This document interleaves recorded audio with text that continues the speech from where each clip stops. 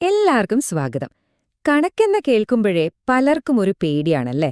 വെറും അക്കങ്ങളും സമവാക്യങ്ങളുമൊക്കെ.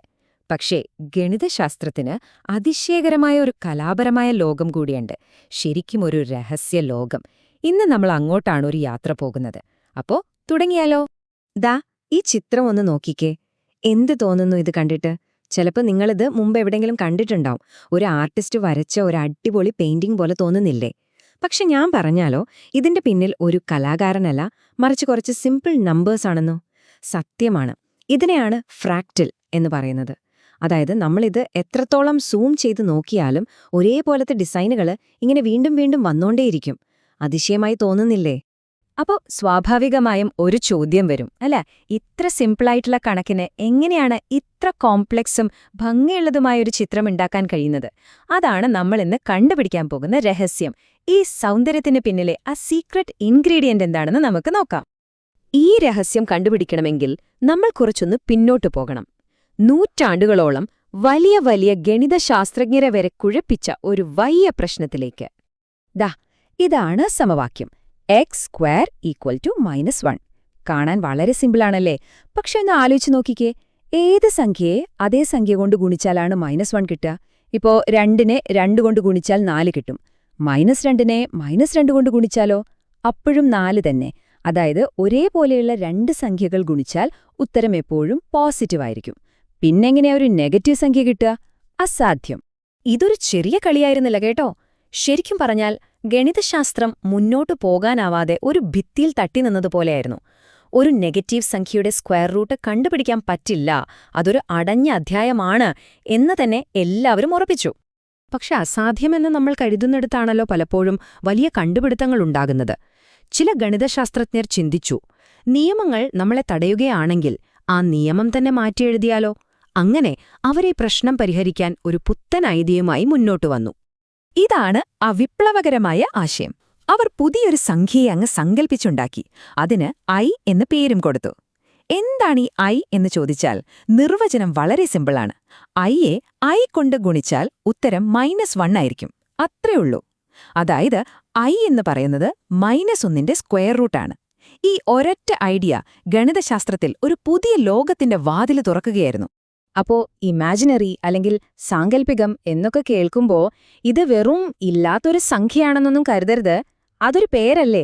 സംഖ്യകൾക്ക് സാധാരണ മുന്നോട്ടും പിന്നോട്ടും അല്ലേ പോകാൻ പറ്റൂ ഒരു നമ്പർ ലൈനില്?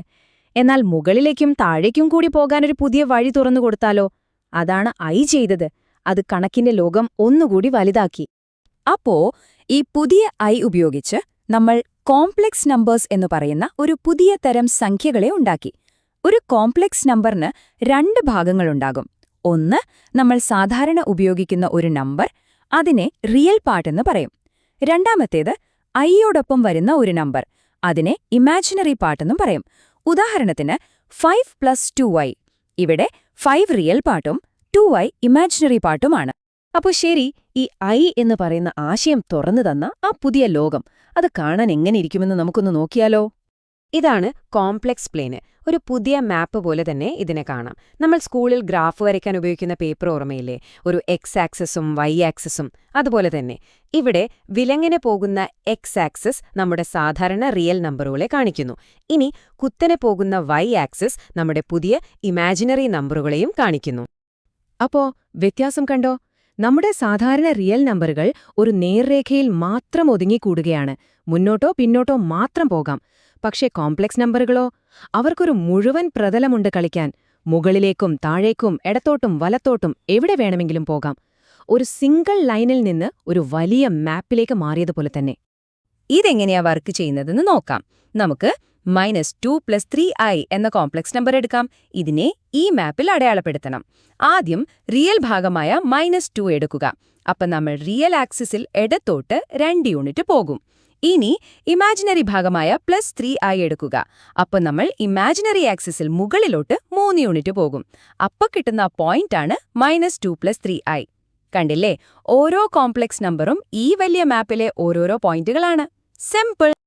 ഓക്കെ, അപ്പം നമ്മുടെ കയ്യിലിപ്പോ കോംപ്ലക്സ് നമ്പറുകൾ എന്നൊരു സൂപ്പർ ടൂൾ കിട്ടിയിട്ടുണ്ട്. ഇനി നമുക്ക് നമ്മൾ തുടങ്ങിയിടത്തേക്ക് തന്നെ തിരിച്ചു പോകാം. ഓർമ്മയില്ലേ ആ ചോദ്യം? അതിമനോഹരമായ ചിത്രം എങ്ങനെയാണ് ഉണ്ടാക്കുന്നതെന്നുള്ളത്. ആ രഹസ്യം ചുരുളഴിയാൻ പോവാണ്. നമ്മൾ ആദ്യം കണ്ട ആ മാൻഡൽബ്രോട്ട് സെറ്റ്, അതിശയകരമായ രൂപമുണ്ടല്ലോ, അത് ഒളിഞ്ഞിരിക്കുന്നത് മറ്റെവിടെയുമല്ല, ഈ കോംപ്ലക്സ് പ്ലെയിനിൽ തന്നെയാണ്. അപ്പോ അതിന്റെ രഹസ്യം എന്താണെന്ന് നോക്കാം. ഇത് കേട്ടാൽ ചിലപ്പം നിങ്ങൾ വിശ്വസിക്കില്ല, പക്ഷേ ആ ഭീമാകാരമായ ചിത്രത്തിനു പിന്നിലുള്ള നിയമം അല്ലെങ്കിൽ അതിന്റെ റെസിപ്പി എന്ന് പറയുന്നത് ദാ ഇത്രയുള്ളൂ. കോംപ്ലക്സ് പ്ലെയിനിലെ ഓരോ പോയിന്റിനെയും നമ്മൾ സി എന്ന് വിളിക്കും. എന്നിട്ട് z=0 എന്ന് വെച്ച് തുടങ്ങും. എന്നിട്ട് z-ന് സ്ക്വയർ ചെയ്ത് അതിനോട് സി കൂട്ടുക എന്ന ഈ ചെറിയ കണക്ക് വീണ്ടും വീണ്ടും ആവർത്തിക്കും. അത്രമാത്രം. ഇനി നമ്മൾ നോക്കുന്നത് ഈ കണക്കുകൂട്ടലിന്റെ ഫലത്തിന് എന്ത് സംഭവിക്കുന്നു എന്നാണ്. ആവർത്തിക്കുമ്പോൾ കിട്ടുന്ന ഉത്തരം ഒരു പരിധിക്കുള്ളിൽ തന്നെ ഒതുങ്ങി നിൽക്കുകയാണോ? എങ്കിൽ ആ പോയിന്റ് ആ സെറ്റിന്റെ ഭാഗമാണ്. നമ്മൾ അതിന് കറുപ്പ് നിറം കൊടുക്കും.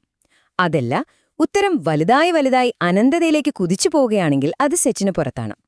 അപ്പോ അതെത്ര വേഗത്തിലാണ് പുറത്തേക്ക് പോകുന്നത് എന്നതിനനുസരിച്ച് നമ്മൾ ഓരോ മനോഹരമായ നിറങ്ങൾ കൊടുക്കും. അപ്പൊ കണ്ടില്ലേ, ഈ ഒരൊറ്റ സിമ്പിൾ റൂളാണ് അത്രയും കോംപ്ലക്സും ഭംഗിയുള്ളതുമായ ആ രൂപമുണ്ടാക്കിയെടുക്കുന്നത്. അപ്പോ നമ്മളിന്ന് എന്തൊക്കെയാ മനസ്സിലാക്കിയതെന്ന് പെട്ടെന്നൊന്ന് നോക്കാം. ഒന്നാമതായി, പരിഹരിക്കാൻ പറ്റില്ലെന്ന് കരുതിയ ഒരു സമവാക്യത്തിന് ഉത്തരമായിട്ടാണ് ഗണിതശാസ്ത്രജ്ഞർ ഐയെ കണ്ടുപിടിച്ചത്. രണ്ടാമതായി, ഈ ഐയിൽ നിന്ന് കോംപ്ലക്സ് നമ്പറുകൾ എന്നൊരു പുതിയ തരം സംഖ്യകളുണ്ടായി. മൂന്നാമതായി, ഈ കോംപ്ലക്സ് നമ്പറുകൾക്ക് ജീവിക്കാൻ ഒരു നേർരേഖയല്ല, മറിച്ച് ഒരു 2D പ്രതലമുണ്ട്.